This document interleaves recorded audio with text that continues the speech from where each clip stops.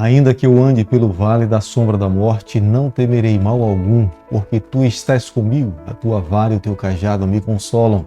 Muito bom dia! Com essas palavras do Salmo 23, nós começamos mais um dia, tendo a certeza que temos um Supremo Pastor que supre as nossas necessidades. Ele nos pastoreia, nos acompanha, está ao nosso lado em todo e qualquer momento. Quando passamos por momentos difíceis de nossa vida, nós sabemos a quem recorrer. É um amigo infalível, jamais perdeu uma batalha. É por isso que a cada manhã, logo nas primeiras horas, nossa primeira responsabilidade é com Ele. É nesse momento que nós abrimos o nosso coração, nós cantamos, nós abrimos a Sua palavra, somos fortalecidos pela mesma e através da oração nós expressamos para Ele tudo aquilo que nós trazemos no nosso coração. Por isso que nessa manhã deixo com você também uma parte da palavra de Deus do livro de Salmo, capítulo 119, verso 9, onde o salmista diz o seguinte: de que maneira poderá o jovem guardar puro o seu caminho? Ele mesmo responde, observando, segundo a sua palavra, Salmo 119, o verso 9. Cada um de nós podemos guardar puro o nosso caminho vivendo uma vida de obediência a Deus. Não é uma vida legalista, mas é um relacionamento de amor. Amamos, obedecemos porque nós amamos o nosso Senhor. Portanto, como resultado de viver uma vida em amor ao nosso Deus, somos abençoados, mantemos puro o nosso caminho. A cada dia nesse canal nós estudamos um capítulo da Palavra do Senhor e aqui deixamos as impressões com respeito ao capítulo estudado. Por isso que nessa manhã eu convido você a ter nas mãos a Palavra de Deus no livro de 1 Crônicas, capítulo 27, verso 1. São esses os filhos de Israel segundo o seu número, os chefes das famílias, os capitães de milhares e de centenas, com seus oficiais, que serviam ao rei em todos os negócios dos turnos que entravam e saíam de mês em mês durante o ano, cada turno de 24.000. Israel era uma nação religiosa, Israel era uma nação guiada por Deus, mas Deus permitia que os seus filhos, o seu povo, tivesse soldados, homens que pudessem sair à frente no campo de batalha para defender o povo do Senhor. Na verdade, cada batalha era travada em nome de Deus. Era Deus o comandante do seu exército, era Ele que concedia a vitória ao seu povo. Mas cada homem, cada soldado deveria se preparar, deveria estar com a sua espada na mão, o seu escudo apto para lutar contra o adversário, mas as suas vitórias deveriam vir das mãos do Senhor. O rei Davi, como representante do povo de Deus, ele tinha a responsabilidade nas mãos de organizar esses soldados. Ele deveria treiná-los, ele deveria ensiná-los, ele deveria deixá-los prontos para que no momento certo, no momento da guerra, no momento da batalha, esses soldados saíssem para lutar e defender o povo do Senhor. A cada mês do ano havia 24.000 soldados prontos, preparados para que pudessem lutar e defender o povo do Senhor. Nenhum mês do ano se repetia um soldado. Como existiam 12 tribos, de cada tribo deveria se separar 24.000 soldados, 24.000 homens, hábeis, preparados, aptos para lutar, pronto para defender as outras tribos, os seus outros irmãos. A fim de ajudar o rei Davi na administração desses soldados, das tribos, para trazer para ele as informações, as necessidades. E era a forma pela qual Davi tinha condições de se manter presente diante dessas tribos, dos seus soldados, ele colocava como sendo príncipes. Eles eram os seus representantes, eram homens que estavam em pleno contato com Davi, mas ao mesmo tempo eles voltavam para suas tribos e levavam as informações, as orientações do rei com respeito a como é que eles deveriam proceder. Após 40 anos conduzindo o povo do Senhor, reinando, representando a Deus assentado no trono, Davi, nesse período, acumula muita riqueza. Mas Davi tinha homens que trabalhavam ao seu lado, homens leais, homens fiéis, eram os seus valentes. Se fosse necessário, muitos desses homens dariam a sua própria vida em nome do rei. Para se construir uma liderança sólida como essa, não se consegue construir da noite para o dia. É necessário ter virtude, qualidade pessoal, dependência de Deus, busca do poder de Deus diário na sua vida, para que consiga influenciar esses homens a viver no tamanho compromisso que esses homens viveram. para com a sua coroa. Como nós podemos ler no versículo 1 do capítulo que nós estamos estudando nessa manhã, as divisões que se davam de uma forma militar e civil dentre o povo do Senhor, cada tribo mensalmente eles estavam em alertas. Se houvesse um ataque, a tribo que estava em alerta era ela responsável, primeiramente, sair para defender o povo do Senhor. Depois, então, todas as outras 11 tribos se levantariam, se reuniriam para lutar, para defender o povo do Senhor. Com esse tipo de rodízio, as outras tribos tinham condições de treinar soldados inexperientes, jovens que estavam sendo alistados ao exército, facilmente teria tempo para treinar, e no momento em que chegasse a oportunidade de estar em ação, eles estariam habilitados para usar a sua espada, os seus escudos e defender a sua pátria. Os capitães que são mencionados nesse capítulo, 7 são da tribo de Judá, 2 da tribo de Benjamim, 2 da tribo de Efraim e 1 da tribo de Levi. A maioria dos comandantes que Davi tinha no seu reinado foram homens que, quando ele estava fugindo de Saul, se voltaram para ele, se tornaram leais a Davi. Portanto, esses homens, no futuro, quando Davi se assenta no trono, coloca sob a sua cabeça a coroa real, são esses homens que se tornam os seus comandantes. Segundo nós lemos o livro de 2 Samuel, capítulo 23, o verso 8, Jazobeão era o principal capitão do exército do rei Davi.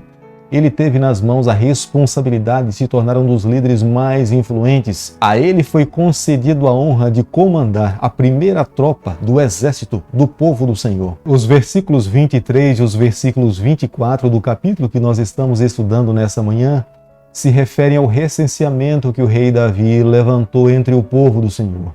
Embora Joabe estivesse dito ao rei Davi que não fizesse, mas ele insistiu em fazê-lo. Portanto, o cronista, em apenas 2 versículos, sucintamente, ele menciona o triste fato do rei Davi ter levantado o censo entre o povo do Senhor sem nenhum sucesso, punido por Deus. E como resultado da graça e misericórdia de Deus, Deus baniu o morticínio que estava acontecendo entre os israelitas. Os soldados que eram alistados no exército do rei Davi, eles eram alistados a partir dos 20 anos de idade. Antes disso, eles não tinham permissão para ir ao campo de batalha, deveriam permanecer em Israel. Somente depois que completasse 20 anos é que teria autorização para ser inserido nas fileiras do exército, para que pudesse defender a sua pátria. Após 40 anos governando o povo de Deus, tendo que enfrentar o inimigo diversas vezes, Deus lhe concedeu muitas vitórias, Deus lhe concedeu muitas bênçãos sobre a sua vida.